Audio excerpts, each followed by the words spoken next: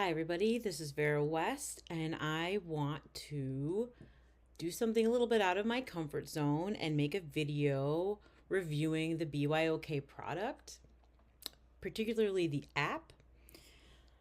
So, what led to me wanting to talk about this is as a writer, I use a ton of distraction free devices. It's a little bit of a hobby of mine that helps support my writing career.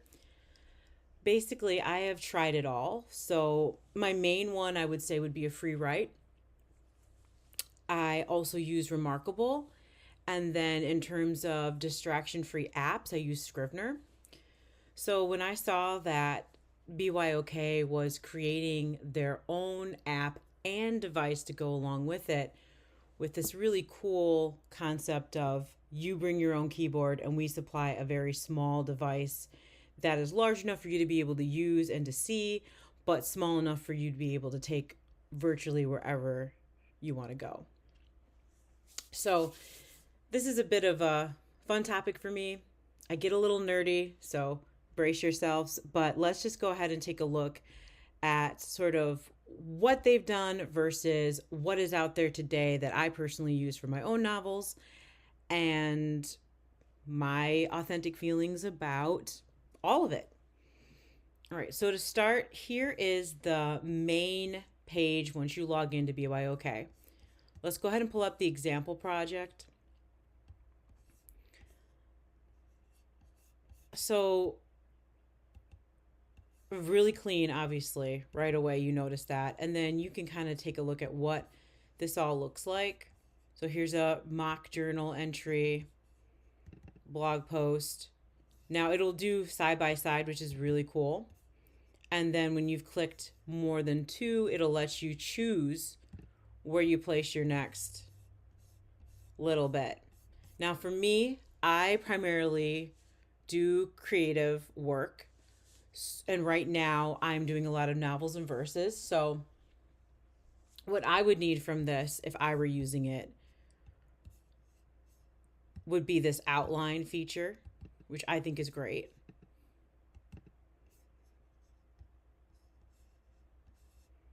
Or I always do an outline. I'm not a pantser, so an outline is always what I need, even though I do a smaller outline than most people. But I also like this chapter notes. I think this is really cool. And then I also enjoy this plot, which gives you this really great view. Let's get this out of here.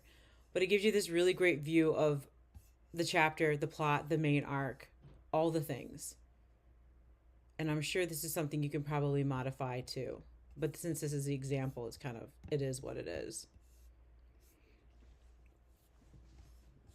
So what really surprised me about this was how much you can actually do within the app, because most of them are not like this. So let me just give you some real life examples of what I use it for. So this is my novel and verse Plucked that came out last summer. So as you can see over here, I'm in Scrivener. I've got it divided by sort of parts. And then within each part, you'll see the different chapters. And now you have room over here to do notes if you wanted to, but it just, this works. Now, don't get me wrong. I've been happy using Scrivener. I've enjoyed it, but I'm not so loyal to one product that I wouldn't try something different. So right now, Scrivener is definitely my go-to. And then I basically take this, put it into Word, and then I do my major revisions in Word. But my drafting, all Scrivener. So as you can see, that's kind of like, it is what it is, right? Like they've got sections for notes, sections for research. It's just not as necessarily as streamlined as the BYOK app, which surprised me because honestly, to date, Scrivener had been my jam. Like I really felt like this was good. And maybe I would still continue to use both. I could see that, but I am intrigued by the way they've laid everything out. It just feels like there's just way more options depending on how I feel like drafting. Now, another interesting thing for me, I use a distraction-free devices. So I have a free write typewriter. I also have the Traveler, and I have the Alpha. Now, all of them are kind of different for different reasons, or good for different reasons, right? Like the Traveler, it feels more like a standard laptop. It's easy to kind of carry around, but there's a bit of a delay and there's no backlight. Where the new device that BYOK is going to be introducing to the market soon does not have a delay, has a backlight, has a stand, and then allows you to bring your own keyboard. So I'm really interested in that. I want to see how that pans out. And then perhaps if I end up getting one, I'm on the fence, but if I end up getting one, maybe I'll do another video to kind of jump into that a little bit more. So in terms of apps, so we've looked at Scrivener. FreeWrite has their post box, so let's take a look at that because it's very different. So here is just an example of mine. As you can see, I've been using it for a little while. This is basically just the landing page for you to view what you've typed on those devices.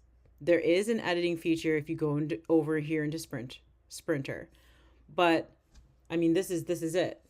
This is literally it. There's a little bit of a timer, but this isn't going to help you organize your project as a whole. This isn't going to help you really draft, other than the fact that you can just type it. This isn't a different experience than what you would just be doing on the device. And honestly, the device would be better than this, right? Because you've got a whole aesthetic when you use the device. So that's another thing that's interesting to me, is this combination of utilizing the app. Let's see if we can get the text pulled back up here.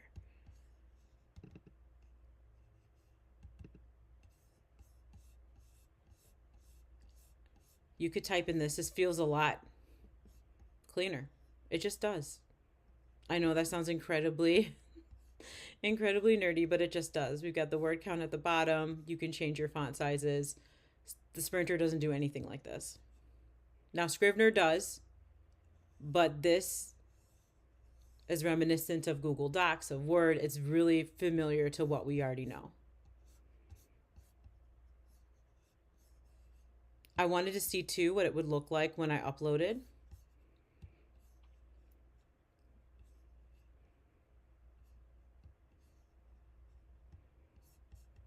So I added in plucked here just to get an idea. And it looks great. There's a word counter down here that you can turn on and off.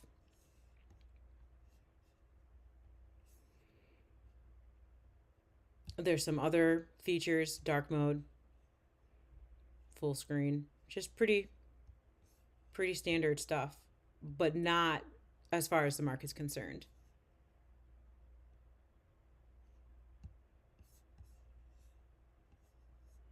Now, there are some differences between what they'll add in the standard versus the free. So the example is one of the paid subscriptions.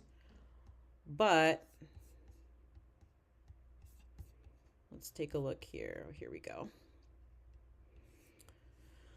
So the free is basically brings it down to just being able to type with some other, you get the text feature, and that's pretty much it. Obviously, you've got your cloud saving and your syncing. And it looks like they're going to add a version history and a third-party syncing eventually. The app just rolled out, so they're going to be tweaking it, I'm assuming, for the next little bit here. And then the standard, this would show you everything that we just looked at in that example, which is pretty cool. But honestly, the free plan is still better than what FreeWrite's offering. I mean, Scrivener, without the paid, maybe it wouldn't be worth it. I don't know. I think I'd have to play around more to see. Because Scrivener would let you have those organizational tools that I really like as a writer. But Scrivener wasn't free. Now, it was a one-time fee. I can't remember exactly how much. I think it was, I'm not exactly sure, so I won't quote a price. But it was originally free. It was not originally free, excuse me. But it's still not as nice is what the standard is. All right, well, that I think wraps up everything I wanted to say about it for today.